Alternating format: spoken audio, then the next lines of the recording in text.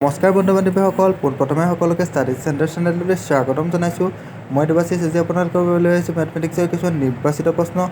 এই প্ৰশ্নকেইটা আপোনালোকে কনচেপ্টকেইটা ক্লিয়াৰ কৰি যাব আৰু নিজৰ বহীত আপোনালোকে প্ৰতিটো প্ৰশ্ন নোট কৰি যাব। আৰু এই প্ৰশ্নকেইটা আপোনালোকে কনচেপ্টকেইটা ক্লিয়াৰ হ'লে পৰীক্ষাত এনেধৰণৰ প্ৰশ্ন যিকোনো প্ৰশ্ন আপোনালোকে নিজেই সমাধান উলিয়াব পাৰিব। আৰু আশা কৰোঁ ভিডিঅ'টো সকলোৱে সম্পূৰ্ণকৈ চাব আৰু ইয়াৰ পৰা আপোনালোক যথেষ্টখিনি উপকৃত হ'ব। প্ৰথম প্ৰশ্নটোলৈ আহোঁ। আটাইতকৈ সৰু যৌগিক সংখ্যাটো হ'ল option A 1, option B 2, option C 3, option D 4। ইয়াৰ শুদ্ধ অপশ্যনটো হ'ব অপশ্যন 4। এতিয়া আমি জানিব লাগিব যে যৌগিক সংখ্যা মানেনো কি। যৌগিক সংখ্যা হ'ল যিবোৰ সংখ্যাৰ উৎপাদক দুটাতকৈ অধিক তেনে সংখ্যাক যৌগিক সংখ্যা বোলে। এতিয়া আমি 1টো চালোঁ, 1টো উৎপাদক কেৱল একেই। 2টো চালোঁ, 2ৰ উৎপাদক কেৱল 1 আৰু 2 মানে উৎপাদক দুটা। ঠিক তেনেদৰে 3ৰ উৎপাদক দুটা, কিন্তু 4ৰ উৎপাদক দুটাতকৈ অধিক, 3টা, 1, 2 আৰু 4। গতিকে ইয়াৰ শুদ্ধ এনচাৰটো কি হ'ব 4, আৰু 4টোৱে হ'ল আটাইতকৈ সৰু যৌগিক সংখ্যা। কুৱেশ্যন নম্বৰ 2, দুটা বিন্দুৰ মাজেৰে কিমান ৰেখা আঁকিব পাৰি?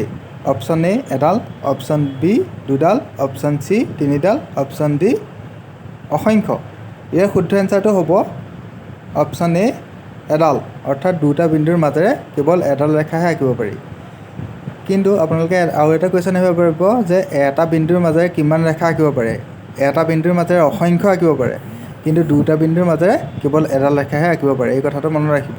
ইয়াৰ পৰা দুটা কুৱেশ্যন আহিব পাৰে। এটা কুৱেশ্যন মই এইটো আপোনালোকক দিলোঁ, আৰু আনটো কুৱেশ্যন হ'ল এটা বিন্দুৰ মাজেৰে কিমানডাল ৰেখা আঁকিব পাৰি। ইয়াৰ শুদ্ধ এনচাৰটো হ'ব অসংখ্য, আৰু এই ইকুৱেশ্যনটোৰ শুদ্ধ এনচাৰটো হ'ব অপশ্যন এ এডাল। নম্বৰ 3, ধৰা হ'ল দুটা সংখ্যাৰ লসাগু আৰু গসাগু ক্ৰমে 276 আৰু 3।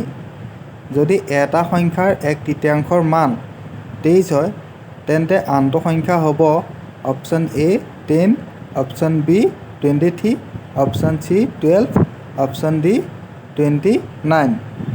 ইয়াৰ সমাধানটো মই আপোনালোকক কৰি দেখুৱাই দিছোঁ। আমি জানো যে দুটা সংখ্যাৰ পূৰণফল সমান লসাগু আৰু গসাগু। যদি সংখ্যা দুটাৰ পূৰণফলটো আৰু লসাগু আৰু গসাগুটো এই দুটা সমান হয় দেই, এইটো এটা সূত্ৰ আছে। এতিয়া এটা সংখ্যা দিছিলে আমাক, এটা সংখ্যা 3/1 কিমান দিছিলে? 23 দিছিলে। যদি সম্পূৰ্ণ সংখ্যাটো কি হ'ব? 3/1 23 হ'লে সম্পূৰ্ণ সংখ্যাটো কি হ'ব? আমি 3 পূৰণ কৰি দিব লাগিব। এটা সংখ্যা সমান কি হ'ব?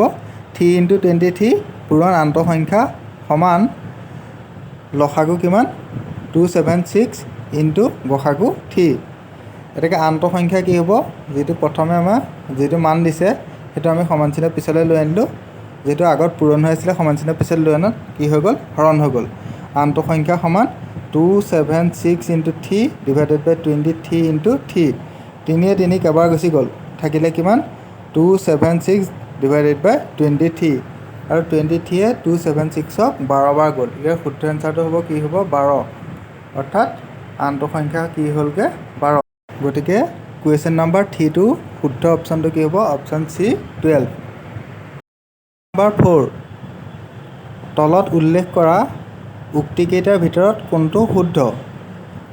এ সকলো যুগ্ম সংখ্যাই যৌগিক, বি 0 এটা মৌলিক সংখ্যা, চি সকলো মৌলিক সংখ্যাই অযুগ্ম, ডি মৌলিক সংখ্যাৰ সংখ্যা অসংখ্য।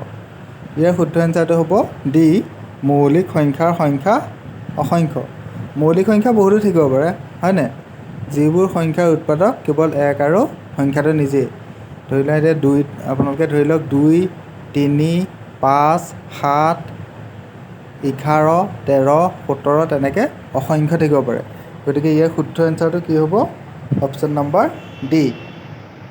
নম্বৰ 5, যদি এটা সংখ্যাৰ দুগুণ 260% সমান, তেন্তে সংখ্যাটোৰ আধা হ'ব option A 30, option B 60, option C 120, option D 200। ইয়াৰ সমাধানটো মই আপোনালোকক কৰি দেখুৱাই দিছোঁ। আমাক যিহেতু দিছিলে এটা সংখ্যাৰ দুগুণ 260% সমান, গতিকে আমি সংখ্যাটোৰ লগত 2 পূৰণ কৰিলে আৰু কাৰ সৈতে সমান হ'ব? 260% লগত। আমি ফাৰ্ষ্ট সংখ্যাটোৰ দুগুণনো কিমান উলিয়াই লৈছোঁ যে 260% সমান কি হ'ব? 100/60 পূৰণ 200। সেইটোক আমি সমাধান কৰি পালোগৈ কিমান? যে 120, অৰ্থাৎ কি হ'ব সংখ্যাটোৰ দুগুণ সমান 120 হ'ব। এতিয়া সংখ্যাটোৰ সমান কি হ'ব যে আমি 120ক 2ৰে হৰণ কৰি দিলে সংখ্যাটো ওলাই যাব। গতিকে 120ক 2ৰে হৰণ কৰি দিয়াত আমি কিমান পালোগে 60। আকৌ আমাক কৈছে যে সংখ্যাটোৰ আধা উলিয়াবলৈ কৈছে। গতিকে সংখ্যাটোৰ আধা উলিয়াবলৈ আমি তাক কি কৰিব লাগিব আকৌ 2ৰে হৰণ কৰি দিছোঁ। তেতিয়া কিমান পালোগে আমি 30। সংখ্যাটো আছিলে 60, 60ক 2ৰে হৰণ কৰি দিয়াত আমি কিমান পালোগে 30। গতিকে ইয়াৰ শুদ্ধ এনচাৰটো হ'ব কি অপশ্যন নাম্বাৰ এ 30। কুৱেশ্যন নম্বৰ 6 এটা আয়তৰ প্ৰস্থ দৈৰ্ঘ্যতকৈ 10 মিটাৰ কম আৰু আয়তটোৰ পৰিসীমা 40 মিটাৰ হয় তেন্তে আয়তটোৰ প্ৰস্থ হ'ব A 5 metre, B 10 metre, C 15 metre, D 20 metre. এইটো মই আপোনালোকক তলত সমাধান কৰি দেখাই দিছোঁ। আমি ধৰি ল'লোঁ প্ৰস্থ x মিটাৰ, প্ৰস্থ দৈৰ্ঘ্যতকৈ 10 চেণ্টিমিটাৰ 10 মিটাৰ কম আছিলে। গতিকে দৈৰ্ঘ্য কি হ'ব প্ৰস্থতকৈ 10 মিটাৰ বেছি। দৈৰ্ঘ্য সমান x + 10। আমি জানো যে আয়তৰ পৰিসীমা সমান 2 × প্ৰস্থ যোগ দৈৰ্ঘ্য। এতিয়া কি হ'ব 2 × প্ৰস্থৰ জেগাত আমি পাতিলোঁ x আৰু দৈৰ্ঘ্যৰ জেগাত পাতিলোঁ x + 10 = 40। তাৰপিছত নেক্সট ষ্টেপত কি হ'ল আমি বন্ধনীটো উলিয়াই দিলোঁ 2 × x + 10 = 40। তাৰপিছত নেক্সট ষ্টেপ কি হ'ল আমি বন্ধনীৰ ভিতৰত থকাটো প্লাছ কৰিলোঁ 2 × x + x = 2x + 10 = 40। তাৰপিছত 2টো সমান চিহ্নৰ পিছলৈ লৈ গ'লোঁ। এইফালে সমান চিহ্নৰ আগত 2টো পূৰণ হৈ আছিলে সমান চিহ্নৰ পিছলৈ নিয়াত হৰণ হৈ গ'ল। থাকিলে কিমান 2x + 10 = 40/2। আকৌ 2য়ে 40ক 20 বাৰ গ'ল। এনেকৈ থাকিলে কি 2x = আমি 10টো সমান চিহ্নৰ পিছলৈ লৈ গ'লোঁ। আগত সমান চিহ্নৰ আগত প্লাছ আছিলে ইফালে লৈ যোৱাত মাইনাছ হ'ল 20 - 10 x = 2 লগত xটো পূৰণ হৈ আছিলে সমান চিহ্নৰ পিছলৈ নিয়াত হৰণ হৈ গ'ল 10/2 x = 5। গতিকে কি হ'ব আয়তটোৰ প্ৰস্থ সমান 5 মিটাৰ। ইয়াৰ শুদ্ধ অপশ্যনটো হ'ব অপশ্যন নম্বৰ এ 5 মিটাৰ। কুৱেশ্যন নম্বৰ 7 এটা ট্ৰেপেজিয়ামৰ উচ্চতা 8 চেণ্টিমিটাৰ আৰু সমান্তৰাল বাহু দুটাৰ যোগফল 16 চেণ্টিমিটাৰ তেন্তে ট্ৰেপেজিয়ামটোৰ কালি হ'ব এ 85 বৰ্গ চেণ্টিমিটাৰ, বি 54 বৰ্গ চেণ্টিমিটাৰ, চি 64 বৰ্গ চেণ্টিমিটাৰ, ডি 32 বৰ্গ চেণ্টিমিটাৰ। এইটো মই আপোনালোকক তলত সমাধান কৰি দেখাই দিছোঁ। আমি জানো যে ট্ৰেপেজিয়ামৰ কালি সমান হাফ ইনটু সমান্তৰাল বাহু দুটাৰ যোগফল পূৰণ উচ্চতা। এতিয়া আমি তাত নেক্সট ষ্টেপত যিকেইটা মান দিছে সেইকেইটা বহুৱাই দিছোঁ। হাফ ইনটু সমান্তৰাল বাহু দুটাৰ যোগফল কিমান দি আছিলে 16 ইনটু উচ্চতা কিমান দি আছিলে 8। তাৰপিছত 2য়ে 16ক আমি হৰণ কৰি দিছোঁ 8 বাৰ গ'ল 8 × 7 = 64। গতিকে ইয়াৰ শুদ্ধ এনচাৰটো হ'ব 64 বৰ্গ চেণ্টিমিটাৰ। ইয়াৰ শুদ্ধ অপশ্যনটো হ'ব option number C. Number 8 NMEICT কোন বছৰত আৰম্ভ কৰা হয়? Option A 2009, option B 2011, option C 2013, option D 2015। গতিকে ইয়াৰ শুদ্ধ এনচাৰটো হ'ব অপশ্যন এ 2009। কুৱেশ্যন নম্বৰ 9 তলত উল্লেখ কৰা সংখ্যাবোৰৰ ভিতৰত অমিলটো বাছি উলিওৱা। এ 25, বি 36, চি 64, ডি 78। এতিয়া আমি চালোঁ যে 25 = 5 স্কোৱাৰ, 36 = 6 স্কোৱাৰ, 64 = 8 স্কোৱাৰ। কিন্তু 78ৰ কোনো সংখ্যাক বৰ্গ কৰিলে 78 পোৱা নাযায়। গতিকে ইয়াৰ অমিলটো হ'ব 78। Option D 78। Question number 10 GH, JL, NQ, SW, YD ইয়াৰ পিছৰটো কি হ'ব? মই শুদ্ধ এনচাৰটো আপোনালোকক দি দিছোঁ যে ইয়াৰ শুদ্ধ এনচাৰটো হ'ব অপশ্যন চি FL। ইয়াত এটা সাধাৰণ সৰু ট্ৰিক্স আছে। জি আৰু এইচৰ মাজত কোনো গেপ নাই। জি আৰু এলৰ মাজত এটা গেপ আছে। এন আৰু কিউৰ মাজত 2টা গেপ আছে।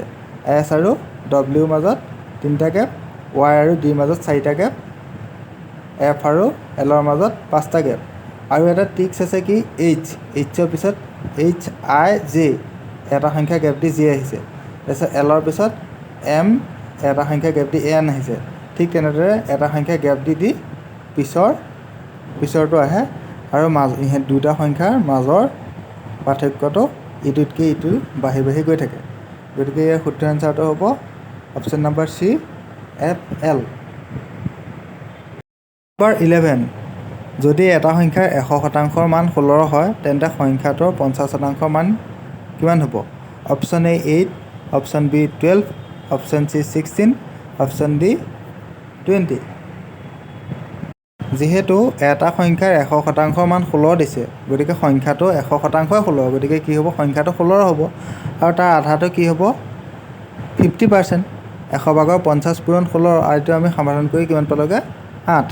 গতিকে কোনো এটা সংখ্যাৰ 100% 16 হ'লে তাৰ 50% কিমান হ'ব? 8। গতিকে ইয়াৰ শুদ্ধ অপশ্যনটো হ'ব অপশ্যন নম্বৰ A। নম্বৰ 12, যদি ABC ক্ৰমে প্লাছ মাইনাছ ইনটু সূচায় তেন্তে 10C4 A 4C4 B 6ৰ মান কি হ'ব? অপশ্যনসমূহ A 60, B 56, C 50, D 46। ইয়াৰ সমাধানটো মই আপোনালোকক তলত কৰি দেখাই দিছোঁ। যিহেতু A প্লাছ B মাইনাছ আৰু C ইনটু সূচাইছে, গতিকে ইয়াৰ যিকেইটা সংখ্যা আছে সংখ্যাকেইটাৰ মাজৰ চিম্বলকেইটাত আপোনালোকে ওপৰৰ চিনকেইটা দি গ'লেই হৈ যায়। 10C4 আছে, গতিকে 10 × 4 হ'ব। মাজত কি আছিলে? A আছিলে, প্লাছ A জেগাত কি হ'ব? প্লাছ হ'ব। আকৌ 4C4 আছিলে, 4 × 4 হ'ব। তাৰপিছত কি আছিলে?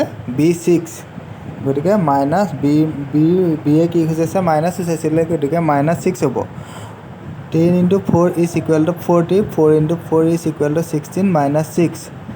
40 আৰু 16ৰ যোগফলটো কিমান হ'ব? 56, -6, আৰু 56ৰ পৰা -6 গ'লে কিমান থাকিব? 50। গতিকে ইয়াৰ শুদ্ধ অপশ্যনটো হ'ব অপশ্যন নম্বৰ C 50। নম্বৰ 13, যদি এটা চতুৰ্ভুজৰ কৰ্ণ দুডাল পৰস্পৰ লম্বভাৱে সমদ্বিখণ্ডিত হয় তেন্তে সেই চতুৰ্ভুজটো হ'ব A trapezium, B rhombus, C সামান্তৰিক, D ওপৰৰ এটাও নহয়। ইয়াৰ শুদ্ধ অপশ্যনটো হ'ব অপশ্যন B। যি চতুৰ্ভুজৰ কৰ্ণ দুডাল পৰস্পৰ লম্বভাৱে সমদ্বিখণ্ডিত হয় তেনে চতুৰ্ভুজক কি বুলি কয়? ৰম্বাছ। কুৱেশ্যন নম্বৰ 14, 4টা 20 বজাত মিনিট আৰু ঘণ্টাৰ কাঁটা দুডালৰ মাজৰ কোণৰ পৰিমাণ হ'ব A 0 degree, B 10 degree, C 5 degree, D 20 degree. ইয়াৰ শুদ্ধ এনচাৰটো হ'ব B 10 ডিগ্ৰী। 4টা 20 বজাত মিনিট আৰু ঘণ্টাৰ কাঁটা দুডালৰ মাজৰ কোণৰ পৰিমাণ হ'ব 10 ডিগ্ৰী। মেথমেটিক্সৰ চিলেবাছ অনুসৰি প্ৰতিটো টপিকৰ ওপৰত নোট আৰু প্ৰতিটো টপিকৰ পৰা আহিব পৰা সাম্ভাৱ্য প্ৰশ্নসমূহ আপোনালোকৰ লগত আলোচনা কৰিছিলোঁ। আপোনালোকে যদি বৰ্তমানলৈকে কিছুমানে সেই ভিডিঅ'সমূহ চোৱা নাই তেনেহ'লে এবাৰ সেই ভিডিঅ'কেইটা চাই ল'ব আৰু ইয়াৰ পৰা আপোনালোকৰ যথেষ্টখিনি কনচেপ্ট ক্লিয়াৰ হ'ব আৰু টেট পৰীক্ষাত যিকোনো প্ৰশ্নৰ সৈতে আপোনালোকে নিজে ডিল কৰিব পাৰিব।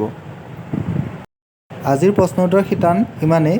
টেটত আহিব লগা বিভিন্ন প্ৰশ্ন উত্তৰ আপোনালোকে ডাইৰেক্ট পাবলৈ চেনেলটো ছাবস্ক্ৰাইব কৰিবলৈ নাপাহৰিব। মই দেৱাশিষ আকৌ এটা নতুন ভিডিঅ'ৰ সৈতে আপোনালোকৰ লগত পুনৰ যোগাযোগৰ প্ৰতিশ্ৰুতিৰে আজিলৈ সামৰিছোঁ। ধন্যবাদ।